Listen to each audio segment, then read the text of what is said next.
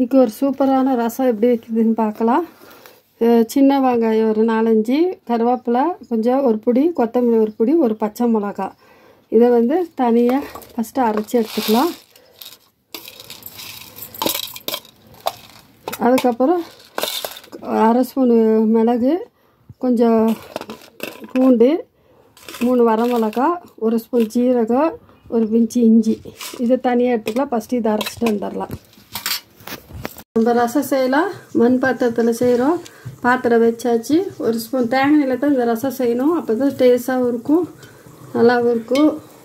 இது தேங்காய் எண்ணெய்.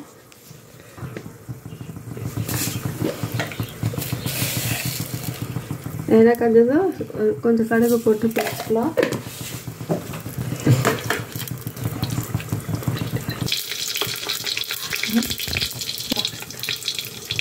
கடுகு பொரிஞ்சாச்சு. ஒரு துண்டு கட்டி பெருங்காயம் போட்டுக்கலாம்.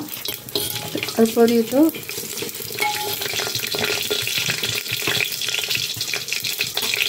ரெண்டு வரமிளகா அது போட்டுக்கலாம்.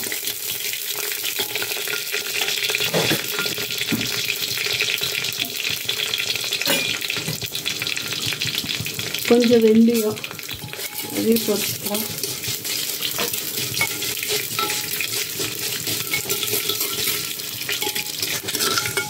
வெந்தயம் பொரிஞ்சு வச்சு நம்ம ஃபஸ்ட்டு அரைச்சி வச்சா கொத்தமல்லி தழை, கருவேப்பிலை, வெங்காயம், ஒரு பச்சை மிளகா அதை போட்டு நல்லா கொஞ்சம் ஃப்ரை பண்ணி வச்சுக்கலாம்.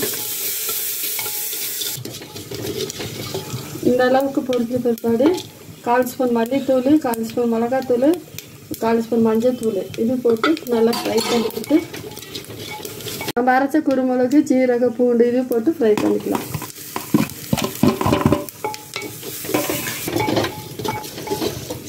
இந்த அளவுக்கு பொரிஞ்சுட்டு ஒரே ஒரு தக்காளி போடுறேன்.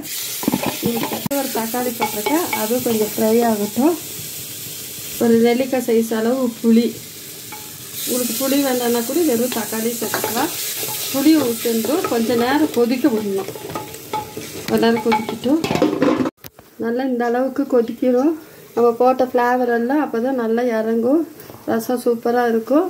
இதே மாதிரி நீங்களும் செஞ்சு சாப்பிட்டு பார்த்து லைக் பண்ணுங்கள், கமெண்ட் பண்ணுங்கள், ஷேர் பண்ணுங்கள். தேங்க்யூ.